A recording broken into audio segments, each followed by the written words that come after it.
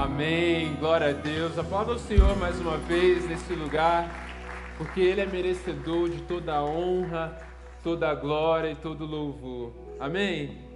Você pode se assentar.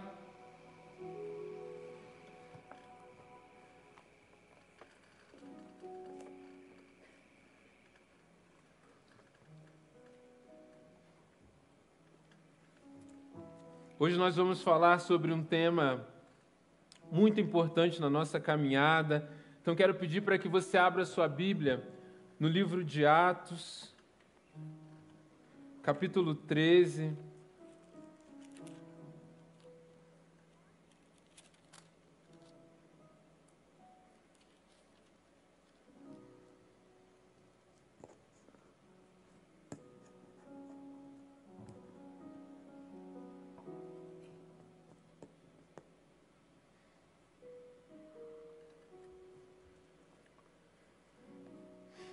Atos 13, a minha versão é a NVI. Aí você acompanha comigo. Hoje a mensagem vai ser um pouquinho diferente do que vocês estão acostumados, porque nós vamos usar vários textos.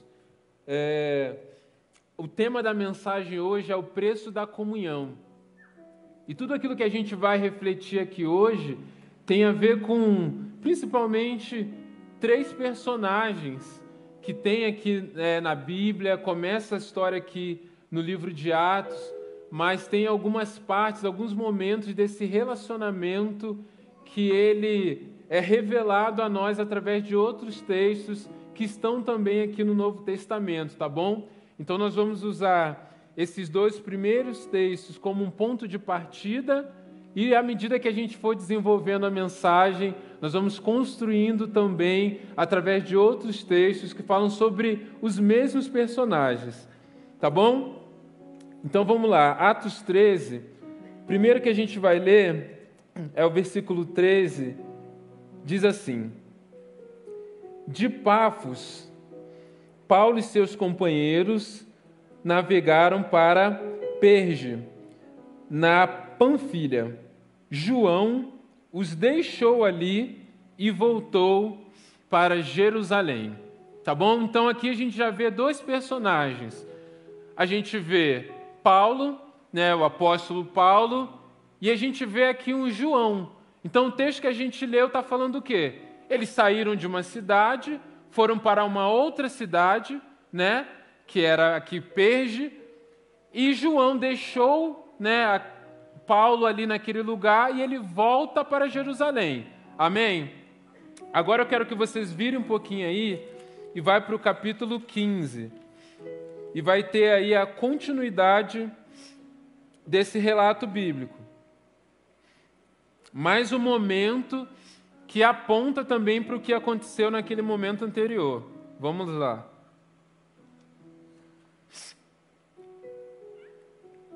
Diz assim, Atos 15, versículo 36. Algum tempo depois, Paulo disse a Barnabé: Voltemos para visitar os irmãos em todas as cidades onde pregamos a palavra do Senhor, para ver como estão indo. Barnabé queria levar João, também chamado Marcos. Então esse João lá do primeiro momento é o João Marcos aqui. Então João também chamado Marcos. Mas Paulo não achava prudente levá-lo, pois ele, abandonando-os na Panfilha, não permanecera com eles no trabalho. Tiveram um desentendimento tão sério que se separaram. Barnabé, levando consigo Marcos, navegou para Chipre, mas Paulo escolheu Silas e partiu, encomendado pelos irmãos à graça do Senhor. Passou então pela Síria e pela Cilícia, fortalecendo as igrejas. Amém, gente? Já vou voltar aqui para explicar e contextualizar um pouco mais desses textos, mas antes eu quero falar sobre o tema, então. Hoje nós vamos falar sobre o preço da comunhão, Poderia ser outro tema, poderia ser a comunhão acima das tretas. Porque eu não sei se você leu com atenção, mas está rolando uma treta aqui. E a gente sabe que ser igreja tem a ver com estar em comunhão. Quando eu participo de uma igreja, talvez um dia você chegou até aqui através do batismo, você se tornou membro da igreja, você fez transferência de uma outra igreja que você frequentava. Então a igreja, ela tem uma parte, vamos dizer assim, institucional, né? Que é a membresia, é a diretoria, é a liderança, é a equipe contratada da igreja. Nós temos uma estrutura, um endereço. Tudo isso a igreja tem. Mas a igreja não é isso, ou a igreja não é só isso. A igreja está na vida de comunhão. Quando a gente lê lá em Atos 2, vai dizer o quê? Que a igreja ela perseverava na doutrina e perseverava também na comunhão, no partir do pão. Ou seja, a igreja tem a ver com fé e tem a ver com vida. Fé, porque a fé é individual, a fé é pessoal. Então, nesse sentido, a minha fé, ela não está dependendo da fé do meu irmão. Eu posso ser alguém de fé e talvez o meu irmão do lado não tenha essa mesma fé. Agora, ser igreja não é uma reunião comum. Ser igreja é a reunião daqueles que creem em Jesus como seu Salvador.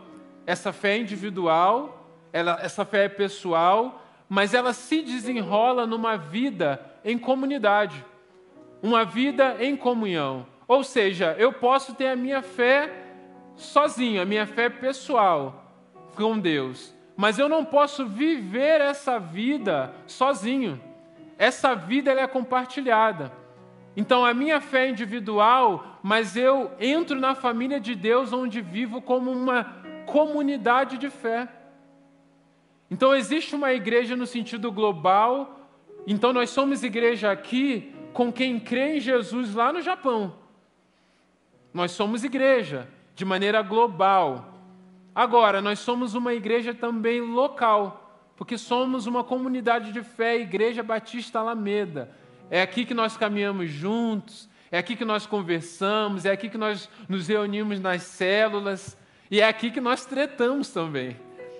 Porque a comunhão ela é um presente de Deus, mas a comunhão também tem desafios. A comunhão é algo muito bom porque nós crescemos, nós aprendemos, nós somos abençoados, nós inspiramos uns aos outros, mas o que nós vemos também é que há um desafio para vivermos em comunhão. E o texto que nós lemos mostra exatamente isso.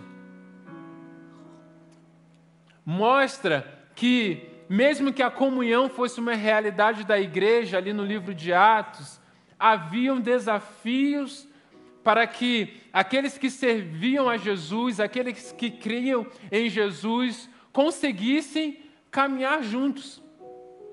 Então, o primeiro texto que a gente leu, Atos 13, está mostrando para nós a primeira viagem missionária de Paulo. Então sai um time, sai uma equipe ali de missionários, eles vão para um outro lugar, para uma cidade. E o que acontece quando eles chegam ali? Paulo fica com aqueles outros que estavam ali com ele, e João Marcos, ele volta para Jerusalém. A Bíblia não diz exatamente o motivo que João Marcos decide voltar.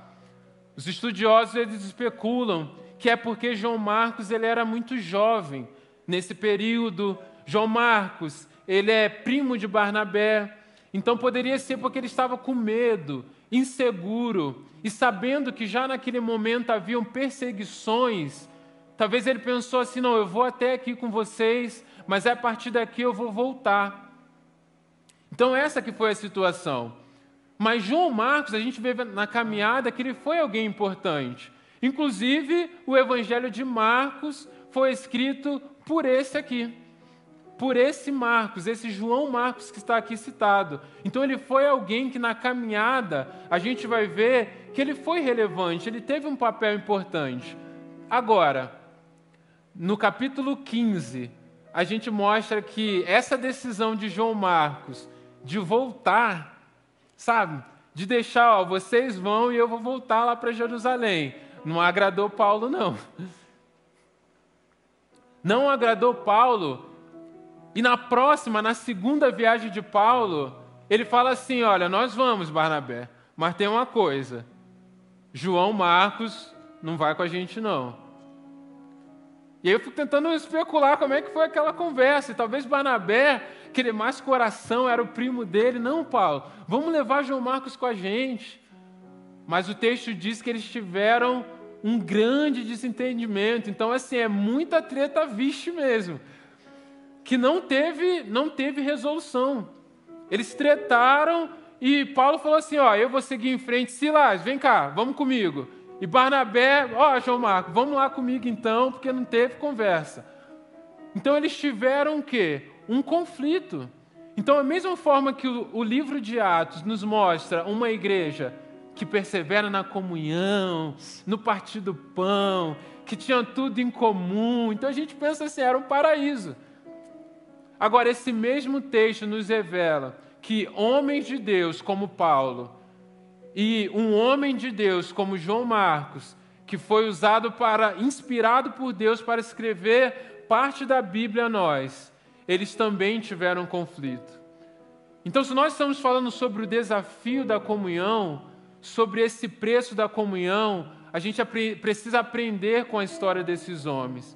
E a primeira coisa que a gente aprende aqui é que homens de Deus têm conflito. Que ser igreja, viver comunhão, não vai nos eximir, não vai nos tornar imune a passar por conflitos. Agora, se esses homens de Deus que no início da caminhada tiveram um conflito e continuaram, é por quê? Porque eles foram resilientes para lidarem com conflitos. E essa é a primeira coisa que a gente aprende aqui, que o preço que nós temos que pagar para vivermos em comunhão é o preço da resiliência de passarmos por conflitos. Porque a comunhão é a vida da igreja. E João Marcos ou Paulo, se eles não fossem resilientes, eles podiam frustrar muitas coisas na caminhada. Paulo, ele podia seguir em frente, nunca mais reconhecer a autoridade ou o Espírito Santo sobre a vida de João Marcos. E você vai ver um pouquinho dessa história depois. Mas nesse momento aqui, eu acredito que principalmente João Marcos precisou ser muito resiliente para não recuar na vida de igreja, na vida dele com Deus, no chamado que Deus tinha para a vida dele. Porque essa situação era um prato cheio para que João Marcos simplesmente espanasse naquela situação e talvez nunca mais participasse desse movimento que foi o Evangelho ali naquele tempo. Você não acha que João Marcos podia sair dali e falar assim, ó, fui rejeitado, olha lá o apóstolo Paulo. Poderia até generalizar, falar aí, ó, já tive uma experiência ruim com o apóstolo Paulo. Todo apóstolo é assim, não tem jeito, estou aqui começando na minha fé, eu jovem ainda, e esse cara aí, ó, foi salvo esses dias, já está achando sabichão, não quer nem me levar na viagem missionária. Poderia ou não poderia? Ele poderia questionar primeiramente a liderança. Ele poderia questionar a doutrina. Ó, ninguém é perfeito, tá vendo? Como que agora eles querem que a gente persevere na doutrina? Se eles também são falhos, se eles também erram, se nem eles conseguem ficar na comunhão. Então eu vou largar a mão disso, vou ser desigrejado agora. Ele poderia fazer isso também. Mas João Marcos, ele continua na caminhada dele de fé. Não deu agora para ir com Paulo. Eu vou ser resiliente diante desse conflito e eu vou seguir com Barnabé, seguindo a minha caminhada. E se ele foi relevante, se ele escreveu um livro da Bíblia, isso mostra que valeu a pena, diante do conflito, ele não desistir da caminhada, ele não olhar para trás, ele não desanimar e entender que os conflitos podem acontecer. mas que nós podemos seguir em frente. Agora, como que a gente se torna resiliente diante dos conflitos? Nós precisamos ajustar as nossas expectativas sobre as pessoas e reconhecer que a vida de comunhão é se relacionar, é se envolver, é lidar com pessoas que são imperfeitas. Talvez algum dia você ouviu de alguém, ou você até mesmo falou no início da sua caminhada, né? Já tive muitos problemas no mundo com pessoas. Agora eu vou para a igreja porque eu cansei de me frustrar. Não é assim? E talvez quando você chegou na caminhada de fé, chegou na igreja, você passou por situações que houve também desafios, que teve também lutas. E muitas vezes essa expectativa é gerada porque o nosso modelo é Jesus. E Jesus é o modelo perfeito. Aquilo que nós falamos, aquilo que nós pregamos, não passa pelo... não se limita àquilo que nós conseguimos viver. Nós pregamos e declaramos e nos guiamos por princípios que revelam o caráter de um Deus perfeito. Agora, quando nós olhamos para a igreja, nós não somos plenamente a revelação desses princípios. Então, o que é a igreja? São aqueles que estão caminhando, são aqueles que estão se dedicando, são aqueles que estão se esforçando para obedecer, para viver esses princípios. Mas o que acontece é que nós ouvimos e pregamos princípios de amor, de compreensão, de longanimidade, de bondade, os frutos do Espírito Santo. E aí a nossa expectativa é o quê? Que na igreja todo mundo é assim. E aí quando nós nos deparamos com uma situação, que ouvimos algo de alguém, que vemos na vida do outro, uma situação que não corresponde àquilo que nós pregamos, àquilo que nós falamos, é nesse momento o quê? Que nós nos frustramos. É nesse momento que às vezes nós desanimamos. Por quê? Porque a nossa expectativa, a partir daquilo que ouvimos, a partir daquilo que lemos na Bíblia, é um padrão de perfeição. Mas precisamos reconhecer que na nossa caminhada de fé, que no nosso dia a dia, nós não seremos perfeitos. Não quer dizer que eu vou errar de propósito. Já que eu não sou perfeito, então eu vou errar de propósito. Aí diz como o André Valadão, né? Você não é crente não, varão. Agora, precisamos reconhecer também que como irmãos, temos que olhar uns para os outros e entender que todos nós estamos em construção. Estamos trilhando um caminho de nos tornarmos mais parecidos com Jesus. E na nossa caminhada, mesmo bem intencionados, mesmo querendo acertar, algumas vezes vamos errar e precisamos ser resilientes para enfrentar esses desafios com humildade e com perseverança diante dos desafios que aparecem. E a segunda coisa é aprender a lidar então com essas decepções.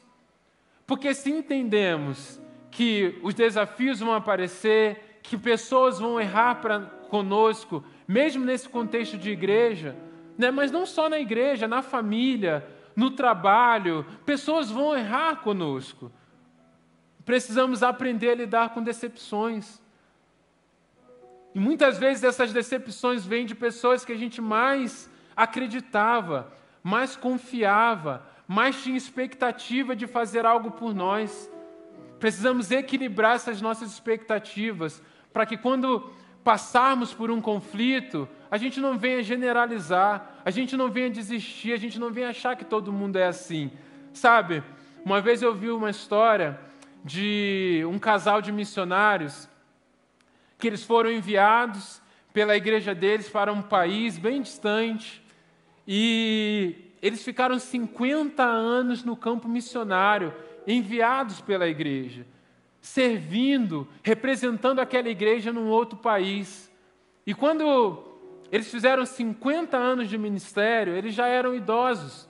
E conversando com a igreja, eles entenderam o momento de jubilar, voltar para casa, deixar o campo missionário e viver ali na igreja local como família.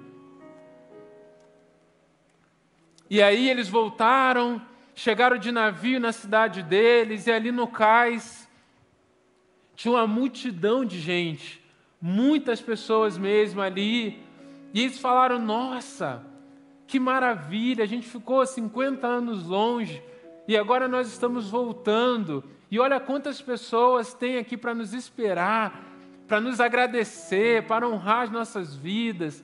Talvez eles pensaram assim: a gente vai ganhar um monte de presente agora que estamos voltando para casa. Mas eles eram velhinhos.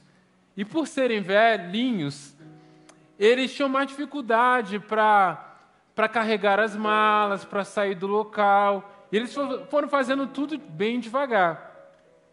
E aí, quando eles saíram, de novo, com as malas deles, não tinha mais ninguém. Estava vazio. E aí, eles se deram conta de que toda aquela festa, toda aquela multidão, não era para eles. Não era para eles. Tinha todo mundo indo embora já. E aí aquele casal, o marido, né, o senhor, ficou muito chateado. E ele falava com a esposa: aí, ó, ficamos 50 anos fora, e quando a gente volta, olha aí, olha o carinho que tiveram pela gente, ninguém apareceu. É assim que o seu Deus, aí não era nem Deus dele mais, começa a falar para ela: ó, é assim que o seu Deus nos agradece?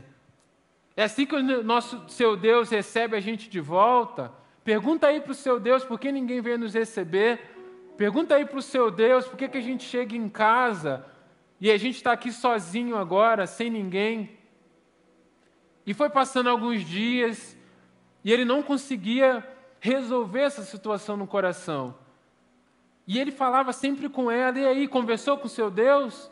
É assim que a gente é recebido quando fica 50 anos fora de casa, servindo ao Senhor? Pergunta ao seu Deus se é isso que a gente merece, nesse momento, voltando para casa. E ela falou: sim, eu falei com meu Deus. Ele: então me fala aí o que seu Deus falou.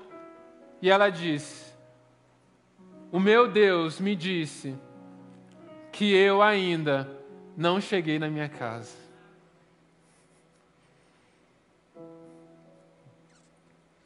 Porque a casa dela, ela entendeu que não é aqui na terra. E isso serve para nós. Porque a Bíblia também diz, lá em Coríntios, Paulo vai dizer que quando o que é perfeito vier, toda a imperfeição vai embora. Aqui na terra, aqui na nossa caminhada, aqui na igreja ou na família, nas nossas relações de maneira geral, nós vamos passar por imperfeições, vamos passar por frustrações, vamos passar por chateações e talvez muitas decepções. Mas lembre de uma coisa: um dia estaremos diante do que é perfeito, e quando o que é perfeito vier, toda essa imperfeição vai embora, e nós viveremos numa perfeição de unidade, numa perfeição de comunhão, como irmãos, como família de Deus, e uma perfeição de relacionamento com Ele também. Ah, querido, talvez seja difícil para você viver em comunhão com alguém. Talvez alguém te entristeceu, talvez alguém te decepcionou, mas saiba de uma coisa: aqui somos todos imperfeitos, buscando uma perfeição, mas um dia na eternidade seremos perfeitos como Ele é. Por isso vale a pena perseverar, vale a pena continuar mesmo diante de imperfeição, porque um dia vai valer a pena. Essa é a primeira coisa que nós entendemos. A partir da constatação que teremos conflitos. Mas agora eu quero ler com você a segunda carta de Paulo a Timóteo. No capítulo 4, a gente vai ler agora do 9 ao 11.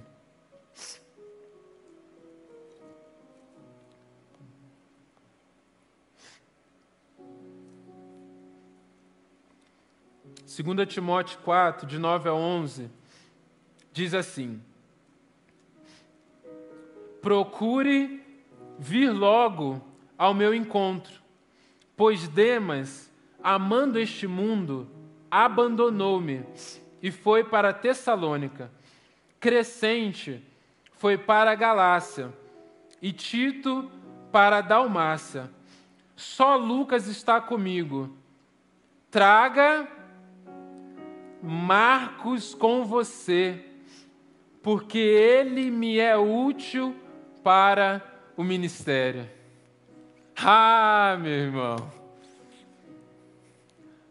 Sabe aquele Marcos lá que Paulo falou assim, ó, se for para ir com Marcos eu nem vou. Agora, é o contrário. Agora Paulo está falando, olha, traga Marcos. Ó, não deixa, ó, eu quero Marcos aqui comigo. Porque agora ele me é útil. Então a gente vê agora nesse segundo momento que aquele conflito que eles tiveram não permaneceu para sempre. Isso já mostra para nós o quê? Um momento de reconciliação, ou um momento que talvez eles já estavam reconciliados. E agora aquele que um dia Paulo falou, não quero comigo, Paulo está fazendo questão que ele fosse levado para perto. Então isso mostra, e essa é a segunda coisa que nós temos que aprender sobre o preço da comunhão, é que nós precisamos vencer o ressentimento para se reconciliar. Porque imagina só, se diante daquele conflito não houvesse resiliência no coração de Paulo e ele se tornasse ressentido por causa daquilo, agora nessa situação, ele ia querer qualquer pessoa menos dar o braço a torcer para chamar João Marcos para estar com ele. Ia se querer qualquer um menos João Marcos. Agora, se João Marcos tivesse ressentido, meu irmão, todo ressentido está esperando esse momento aqui. Sabe? Você teve aquele momento de rejeição, aquele momento que te subestimaram, aquele momento que não te deram muita moral, né? E você está esperando, você está lá continuando. Se João Marcos fosse ressentido, ele estaria pensando, eu vou estar aqui com Barnabé, mas eu vou crescer. Eu vou ser alguém relevante. Eu vou ser alguém importante. Eu vou ser melhor do que Paulo. Um dia, Paulo vai precisar de mim. É ou não é? Assim que a gente fica, algum dia eu vou fazer falta. E aí, se Barnabé está lá, né? Tá nesse ressentimento. E aí Paulo recebe lá a mensagem, Paulo está chamando você porque está falando que você vai ser importante lá para ele. O que o ressentido pensa? Ele já cita logo a grande pensadora Kelly Key. Baba, baby, baba. Agora não, agora eu não quero mais. Porque o ressentido, a pessoa quando ela está ressentida, ela não consegue se reconciliar. Então, quando nós enfrentamos um momento de conflito, uma situação, nós precisamos vencer o ressentimento e tomar um passo para a reconciliação. Sabe por quê? Ressentir é continuar sentindo. Eu sei que os conflitos aparecem e a gente sente, a gente se entristece, a gente fica chateado. Mas a gente precisa decidir sentir uma vez, sentir quando é para sentir, mas decidir não ficar ressentindo. Porque o ressentimento, o que ele é? Ele é um alimento para o ego. Então você vai alimentando o ego, o orgulho, só que o ego, ele é uma vidraça. E à medida que você vai alimentando com ressentimento, olha o que ele fez, fui rejeitado, não me aceitou na viagem, o que vai acontecendo? O ego vai aumentando, eu estou alimentando. Então, como o ego é uma vidraça, você imagina assim, ó. Eu lá no Rio de Janeiro morava em frente a um campo de futebol, sem alambrado. E tinha uma parte murada na minha casa e outra parte era um portão de aço. Então, constantemente batia a bola lá, fazia aquele barulhão, mas não quebrava porque era de aço, não quebrava porque uma parte era muro. Agora, uma casa, imagina uma casa que o muro, as paredes, é tudo de vidro. Então, qualquer coisa, qualquer batida ali com o carro, qualquer coisinha quebra tudo, desmorona tudo. Por quê? Porque fica frágil. O vidro é algo muito frágil. Então, eu estou usando essa ilustração para mostrar para nós que quando nós alimentamos esse ressentimento, é como se a gente virasse testa de vidro. Tudo o que acontece fere, atinge a gente. Então, eu vivi uma experiência uma vez negativa, num relacionamento, numa amizade. Talvez você teve um amigo que você investiu, uma pessoa que você orava, que você ajudava, e aí era seu melhor amigo, a pessoa que você confiava. E aí talvez um dia você contou um segredo para essa pessoa, e essa pessoa foi contar para outra. Ou talvez um dia você descobriu que essa pessoa falava mal de você pelas costas. Ou talvez quando você precisou de ajuda, essa pessoa não te ligou, não foi atrás. Você teve uma experiência negativa. O que acontece quando eu estou ressentido, quando eu não resolvo, quando eu não me reconcilio? Eu vou alimentando aquilo. E aí depois, nas minhas outras amizades, nos meus outros relacionamentos, às vezes eu tive um problema, mandei uma mensagem para o amigo, mas o amigo estava na correria, não conseguiu me atender, não retornou a mensagem. O que eu já penso? Aí, ó, esses irmãos da igreja é tudo igual. É tudo assim, ó. Quando a gente está lá, é todo mundo amigo, mas agora eu estou passando por um problema, ninguém me liga, ninguém vem me ajudar, né? Às vezes a gente tem experiências negativas, por exemplo, no namoro. E aí nos outros relacionamentos, quando a gente não resolve, a gente acha que todo homem é daquele jeito, né? Morte aos homens, morte às mulheres. A gente começa a generalizar. Por quê? Porque a gente foi alimentando tanto o nosso ego, que a gente virou testa de vidro, ouvido de vidro, olhos de vidro, que qualquer coisa que fazem com a gente sente, a gente quebra. Então, nós temos que fazer o quê? A gente tem que fazer o caminho inverso. Nós temos que nos tornarmos e termos um coração humilde para se reconciliar. Porque a humildade, ela é o quê? É pensar menos em si, ou seja, diminuir o ego e pensar mais no outro. Porque um outro tem uma versão também da história. Todo conflito ele tem quantos lados, quantas versões? Ele tem 3 versões, não é assim? Ele tem a minha, ele tem a do outro e ele tem a verdade. Amém? Então tem todos os conflitos. Reconciliar é o quê? É eu resolver a situação. E sabe por que às vezes a gente não quer reconciliar? Porque para reconciliar, eu tenho que ouvir a outra versão. O outro lado. Eu tenho que me abrir para a verdade. E muitas vezes é o que eu não quero. Às vezes eu passei por um conflito e quando eu estou ressentido, eu quero ficar só com a minha versão. E aí o que eu quero fazer com a minha versão? Eu não quero guardar só para mim a minha versão. Não quero só para mim. A minha versão de que eu fui ferido e de que eu fui injustiçado, eu quero conversar com o meu amiguinho, né? É João Marcos lá, Barnabé, você viu o que Paulo fez? Lucas, você viu? Esse Paulo aí não é fácil não. Ou seja, eu começo a levar para as pessoas aquela uma versão da história que aconteceu. E eu não apenas fico contaminado, mas eu começo a contaminar as pessoas à minha volta também, por causa do ressentimento.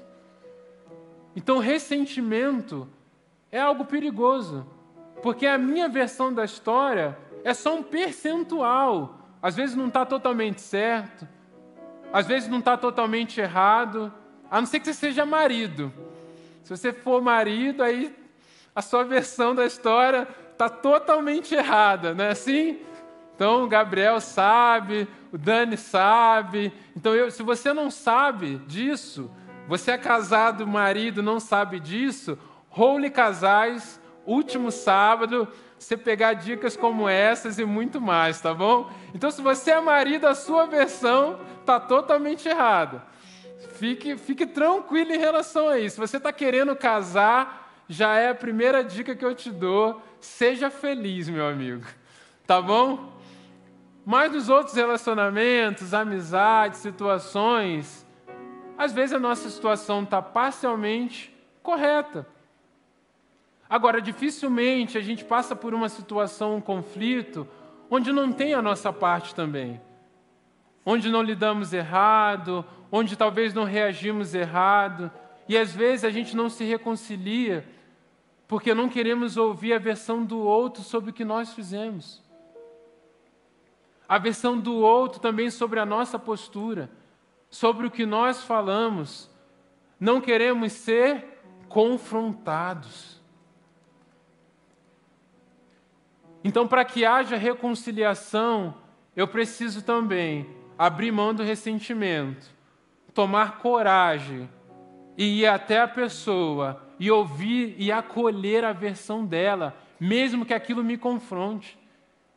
Mesmo que eu veja que eu também estava errado. Para quê? Para que haja comunhão. Para que possamos continuar caminhando juntos. Para que possamos seguir em frente. Para que possamos vencer os desafios e os conflitos e nos tornarmos úteis uns na vida dos outros. Como viveu Paulo e João Marcos. A gente precisa fazer isso. Mas nós aprendemos também como amigos, quando ouvimos também os questionamentos, a falar para o nosso irmão, ó, cara, vai lá e resolve teu BO. Toma a iniciativa. Vai lá se reconciliar. Porque faz parte da comunhão, nós temos conflitos, nós passamos por situações, mas precisamos olhar nos olhos uns dos outros, ouvirmos o que o outro tem para falar e acolhermos para que possamos caminhar em unidade, para que a comunhão não seja perdida. Porque eu sei que todos aqui têm os seus desafios, têm os seus defeitos, mas eu sei também que temos muito para acrescentar nas vidas dos outros.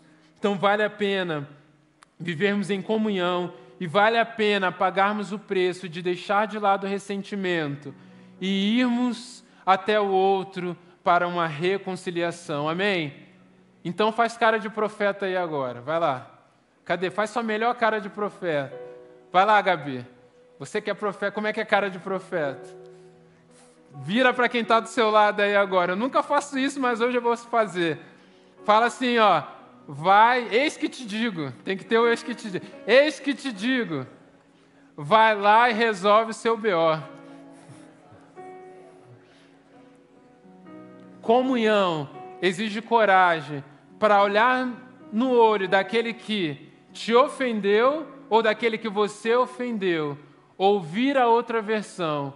Deixar o ressentimento na cruz e decidir que a comunhão precisa ser religada para que possamos começar a caminhada. Agora eu quero ler com vocês Colossenses. Colossenses 4.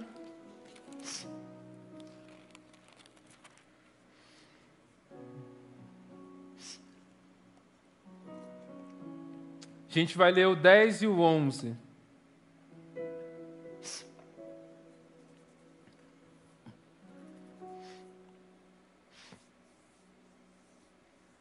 Amém? Acharam aí? Colossenses 4, 10 e 11 diz assim: Aristarco, meu companheiro de prisão, envia saudações, bem como Marcos, primo de Barnabé. Olha o Marcos aí de novo, ó. Vocês receberam instruções a respeito de Marcos, e se ele for visitá-los, recebam-no. Jesus, chamado justo, também envia saudações. Esses são os únicos da circuncisão que são meus cooperadores em favor do reino de Deus. Eles têm sido uma fonte de ânimo para mim. Ah, meu irmão. O jovem Marcos, olha só, o jovem Marcos, que lá no início, de certa forma foi rejeitado, a Bíblia não vai dizer quem estava certo, se era Paulo, se era Marcos, mas que Paulo não queria caminhar junto. Um dia, ele se reconcilia, um dia ele volta a caminhar com Paulo, um dia ele volta a ser útil, mas aqui, nesse momento, Paulo está expressando algo a mais. Paulo está expressando que o recomeçar valeu tanto a pena que Marcos se tornou uma fonte de inspiração, uma fonte de ânimo para ele. Paulo que diz, olha, nós não desanimamos, porque embora o nosso homem exterior se corrompa, o espírito se renova. Esse homem implacável que seguia em frente, que enfrentava todas as coisas, está dando um dos motivos pelo qual ele não desanimava. E esse motivo é que ele tinha homens perto dele, que ele olhava como uma referência, que na caminhada, que na ajuda, eram cooperadores, trazendo fonte de ânimo na vida dele. E um desses homens era Marcos. Aquele jovem que no início não seguiu em frente, voltou para Jerusalém, agora é uma das fontes de ânimo na vida do Paulo, que foi um grande missionário nas mãos do Senhor. E eu aprendo com isso que o preço da comunhão é entender que vale a pena recomeçar. Porque talvez as pessoas que me ofenderam hoje podem ser as pessoas que vão ser bênção na minha vida no futuro, se eu decidir me reconciliar e recomeçar. Talvez aquele que pastor, eu tenho ranço dessa pessoa. Não consigo nem ouvir a voz dela falando, porque começa a falar, me dá um negócio assim. Talvez essa voz que te dá ranço hoje seja a voz que vai trazer uma palavra profética sobre a sua vida, que vai trazer o encorajamento de Deus, que vai trazer uma resposta do céu para abençoar, para que você tome uma decisão na sua vida. Talvez alguém hoje que você tem dificuldade de se relacionar, seja alguém que vai te ajudar na caminhada, que vai ser um intercessor para você. Sabe, queridos, a história de Paulo e de Marcos nos mostra que pessoas, elas podem em algum momento ter um tipo de conflito, mas que esse conflito não é um ponto final. Então nós precisamos não apenas ser resilientes diante do conflito, precisamos não apenas nos reconciliarmos, mas decidir recomeçar. Entendendo que às vezes aqueles que hoje nos entristecem, que eu não tenho afinidade, eu não tenho tanta conexão, mas quando eu entendo que a comunhão ela é além da afinidade, a comunhão é algo de Deus, ela é o propósito de ser igreja, eu me coloco na condição de ser abençoado por todos, porque nós somos um corpo. Então vale a pena seguir em frente, e João Marcos viveu isso. Se ele não tivesse enfrentado toda essa caminhada, se ele não tivesse seguido em frente diante desse desafio, desse conflito, ele teria perdido de viver muitas coisas com o Senhor. Mas porque ele permaneceu, porque ele seguiu em frente, porque ele aceitou recomeçar, agora ele era uma fonte de ânimo na vida do apóstolo Paulo. Eu já tive uma experiência muito forte, eu já contei isso na igreja, mas eu vou contar de novo. Quando eu comecei no ministério aqui em Curitiba, tudo aqui era muito diferente, a cultura era diferente. E lá no Projeto Vida, como missionário, eu entrei numa equipe onde o líder era muito diferente de mim. Um cara muito agitado, ele me cobrava bastante nas coisas que a gente tinha para fazer, a gente tinha muito trabalho lá. Às vezes ele marcava comigo, olha, Daniel, eu vou chegar às 9 horas da manhã aí, a gente vai mexer, vai arrumar o ônibus. E eu morava no alojamento com 15 meninos. E às vezes dava, 6, 7 horas da manhã, aparecia ele lá na minha cama. Me chamava, cheguei um pouco mais cedo, acordei mais cedo, estou aqui, levanta aí, vamos lá. E eu falava, meu Deus, o que é isso? Deixa eu dormir, pelo frio danado que eu não estava acostumado. Às vezes aconteceu alguma situação, dava errado, tinha, 10 meninos. E aí ele me chamava, por que você deixou isso acontecer? E eu falava assim, não, mas eu não sou o líder, eu não sou responsável pelos outros meninos. Não, mas você não sabia como é que é? Por que você não ajudou? Por que você não orientou? E ele me cobrava bastante. E aí deu 6 meses, eu falei assim, eu vou embora. Vou voltar para o Rio de Janeiro. Chamei o pastor Paulo. Pastor, não dá não. Esse líder aí pega muito no meu pé. Ele, acho que é porque eu sou carioca, ele não gosta de carioca, ele é paulista. Então é muito implicante comigo, eu não quero isso não. Vou voltar para a minha igreja, sirvo a Jesus lá, sem dor de cabeça, lá todo mundo me conhece, estou em paz. O pastor Paulo virou para mim, está no meio do ano já, a gente já está em julho, o que você vai fazer lá agora? Você vai estudar? Você vai voltar a jogar futebol? Você não tomou uma decisão diante do Senhor de seguir em frente? Vamos fazer o seguinte, fica até o final do ano. Permanece até o final do ano, mas agora você vai fazer diferente. Você vai esquecer as experiências passadas negativas, ou seja, sem ressentimento. Você vai tentar entender melhor o jeito dele, ele é assim, ele é mais exigente, ele é muito agitado, ele gosta de fazer coisa toda hora. Você vai ter um sim à disposição e um coração que não se ofende. Então você vai dizer sim, tudo que for possível você fazer, aceita. Tiver que virar à noite, vira à noite. Se ele te cobrar por causa de coisas que os outros meninos fizeram, aceite a repreensão.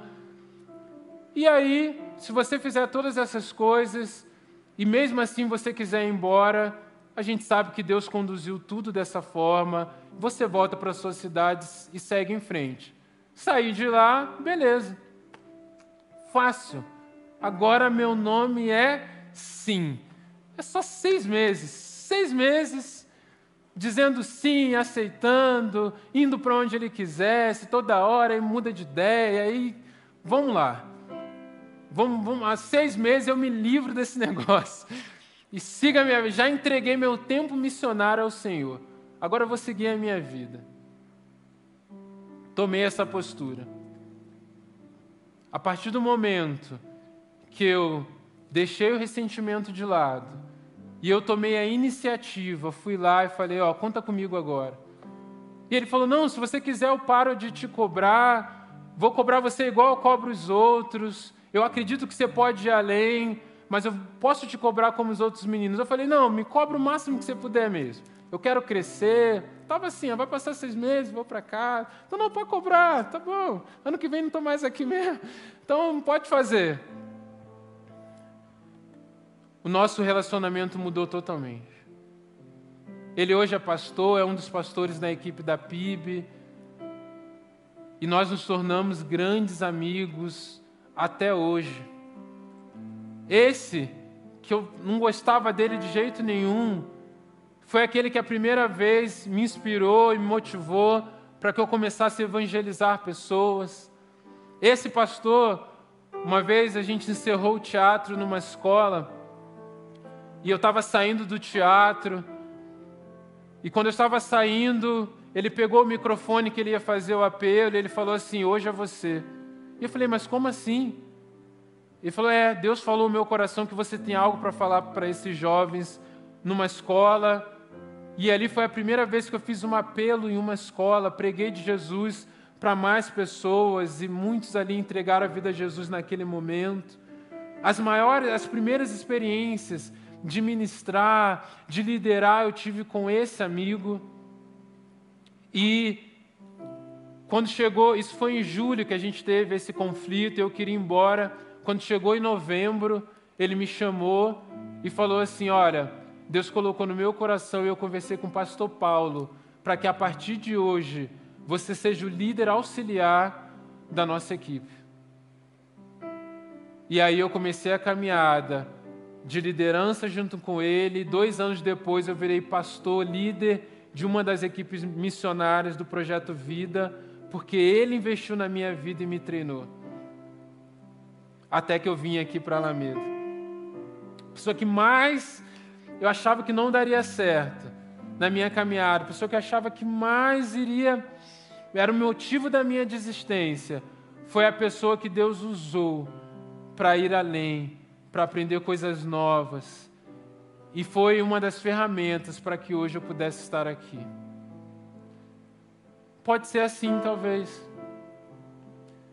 Quem talvez hoje você tenha dificuldade de se relacionar na sua casa, na igreja, na célula, que talvez você precisa liberar esse perdão, que talvez você precisa dar novamente o direito da dúvida. É claro, gente, eu não estou falando aqui de crimes, eu não estou falando de alguém que agiu com violência, alguém que roubou, eu não estou falando de recomeçar nesse contexto. Você sabe o que eu estou falando. Estou falando de situações do dia a dia, situações que a gente vive no cotidiano, da vida de igreja, da caminhada de relacionamentos, e que às vezes ficam guardados no nosso coração e nós perdemos de estar, de aprender, de crescer com as pessoas, porque construímos barreiras. E que muitas vezes, por causa de uma experiência, nós determinamos quem a pessoa é. Mas Deus está falando hoje, decida recomeçar, porque vale a pena recomeçar. Decide olhar para as pessoas com os olhos de Jesus. Porque Jesus foi aquele que foi também ofendido. Jesus foi aquele que foi traído por aqueles que ele investiu, por aquele que ele cuidou. E quando ele estava indo para a cruz, quando os soldados estavam vindo, quando Judas, o traidor, vem diante dele, que ele poderia falar assim, quem é você para vir aqui falar comigo? Você que me traiu, você que me trocou por dinheiro. Não. Jesus vai até Judas, mas ele chama Judas de amigo. Porque muitas vezes aqueles, mesmo que nos chatearam, mesmo que nos criticaram, de alguma forma, na soberania de Deus, podem estar sendo uma ferramenta para nos aproximar o nosso caráter do caráter de Cristo e para nos conduzir ao propósito que Deus tem para as nossas vidas. Porque mesmo nas crises, mesmo nas dificuldades, mesmo diante de crises, de conflitos de relacionamento, nós crescemos um pouquinho mais. Nós vemos como podemos melhorar. E nós assumimos a posição de Cristo, que quando estava sendo ofendido, não ressentiu, mas diz, Senhor, Pai, perdoa eles, porque eles não sabem o que fazem. Nos conflitos, ora, nós somos ofendidos. Ora, nós ofendemos também. Por isso também carecemos da paciência. Para que haja comunhão, alguém precisa ser como Cristo nas nossas vidas. Porque se as pessoas não dessem segundas chances para nós, ninguém estaria perto de nós. Mas muitas vezes nós nos chateamos por críticas, por palavras, que na verdade nem expressam o quão ruim nós somos. Quantas vezes eu não me já chateei por uma crítica que era só um pouco do que eu sou? Eu estava chateado, mas no fundo eu sabia que nos olhos de Deus eu ainda era pior do que aquela crítica que eu recebi. A gente precisa de graça. E se caminharmos nos nossos relacionamentos a partir da graça, se aprendermos com Paulo e com João Marcos, que eram homens de Deus, tiveram conflitos, se reconciliaram e chegaram ao momento de valorizar a presença, valorizar a inspiração, eu creio que teremos uma comunhão muito mais forte, não perfeita, mas com muita coesão de família. Teremos conflitos, vamos errar uns com os outros, mas também vamos crescer a partir do momento que olharmos um nos olhos e dizermos: o poder da comunhão e da unidade é muito mais forte do que o poder da ofensa. O meu poder, a minha capacidade de amar, precisa ser maior do que a capacidade do outro de me ofender, e assim seremos um. E assim vamos passar uma mensagem para o mundo, que há um jeito melhor de se viver. Há um jeito de viver uma comunhão, uma alegria, amizades profundas e verdadeiras, que aos trancos e barrancos às vezes é o ferro afiando o ferro, mas seguindo em frente, como uma família, como Deus quer que sejamos. Você pode fazer isso, porque a graça que te salvou é a graça que te capacita para perdoar e para recomeçar. Então feche os seus olhos. Feche seus olhos enquanto o ministério de louvor vem até a frente. Comece a orar aí.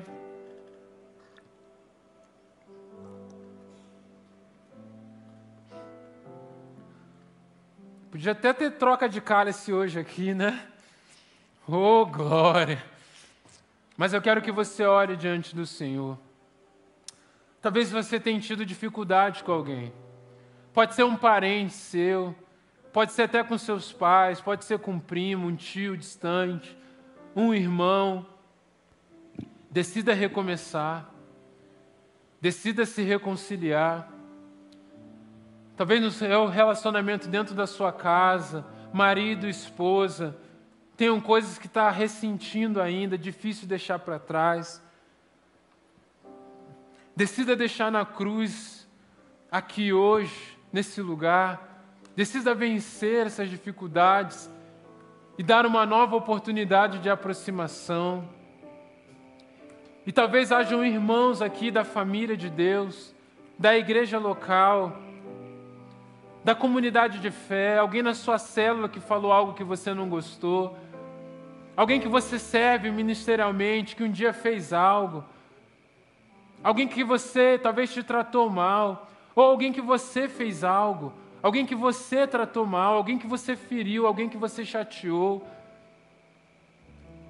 E decida, nesse momento diante do Senhor, se comprometa com Ele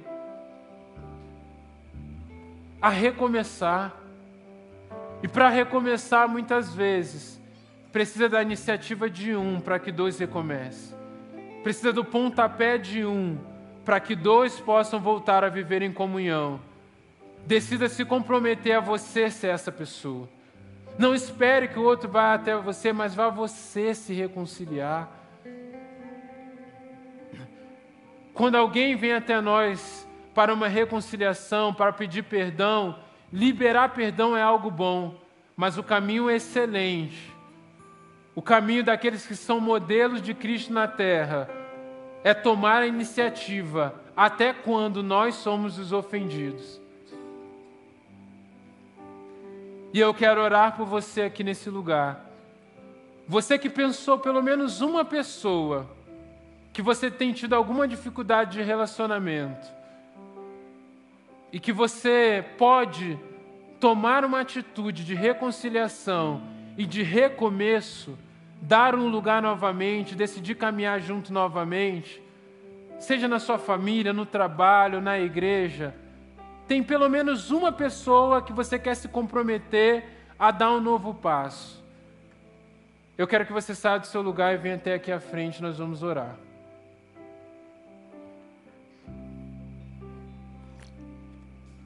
Ah, pastor, mas eu já perdoei essa pessoa. Não estou falando de perdão. Eu estou falando de recomeçar para viver algo novo. Eu estou falando de ir além. Eu estou falando de investir novamente. Eu estou falando de começar a orar por essa pessoa. Eu estou falando talvez de você até abençoar essa pessoa. Talvez hoje, essa semana, você vai mandar uma mensagem para essa pessoa dizendo que quer conversar. Talvez você vai marcar um café com ela. Você vai fazer alguma coisa, mas você vai reatar esse relacionamento. Você vai dar uma nova chance para que vocês vivam aquilo que Deus nos deu como presente. Uma comunhão como igreja, uma comunhão como comunidade de fé. Então faz isso. Nós vamos adorar o Senhor, nós vamos cantar essa música. Enquanto nós adoramos, eu quero te convidar a sair do seu lugar, vir até o altar e no final nós vamos orar para que Deus nos capacite e para que possamos, como igreja, viver e pagar o preço dessa comunhão que é bênção do Senhor para as nossas vidas. Amém? Vamos adorar o Senhor? Amém. Glórias ao Senhor. Vamos orar. Você que está no seu lugar, põe a sua mão no coração. Nós vamos orar para aqueles que estão aqui no altar, mas nós vamos orar também pela sua vida, para que possamos ser para que possamos viver essa comunhão que Deus espera de nós, possamos seguir em frente, mesmo diante dos desafios. Pai, nós oramos diante do Senhor, te agradecemos, Deus, por essa palavra, por esses exemplos de fé nas nossas vidas, que nos ensina, Deus, como funciona essa comunhão e como vale a pena perseverar e seguir em frente. Eu oro para que esse coração de Paulo e de João Marcos esteja em nós. Oro para aqueles que estão aqui, Deus, que essa semana tomarão alguma atitude, terão alguma ação de reconciliação, que o Senhor dê graça, que o Senhor dê sabedoria e que eles vivam, ó Pai, uma honra do Senhor diante dessa ação que eles vão tomar para se reconciliar, Deus. Prepara os corações, ó Pai, que vão receber isso nessa semana. Eu oro por aqueles que estão também nos seus lugares, Deus. Se tem alguém com alguma tristeza, alguma mágoa, algum ressentimento, venha com cura, Deus. Mas que eles sejam também uma semente de unidade, uma semente de comunhão aqui na igreja, Deus. Caminhando junto com pessoas, sendo resilientes, para que o Teu nome seja exaltado, para que o Senhor seja glorificado e que para o Teu caráter seja impresso em nossas vidas, sendo e demonstrando também ao mundo a unidade do Senhor em nossas vidas. Nós choramos e Te agradecemos para que o Senhor nos capacite nessa caminhada que não é fácil, mas tem valido a pena, que na comunhão temos crescido e temos sido abençoados. Para nós é um privilégio sermos Tua igreja e por isso nós Te agradecemos e Te exaltamos em nome de Jesus. Amém. Glórias ao Senhor. Aplauda o Senhor. Pois em Ti nós somos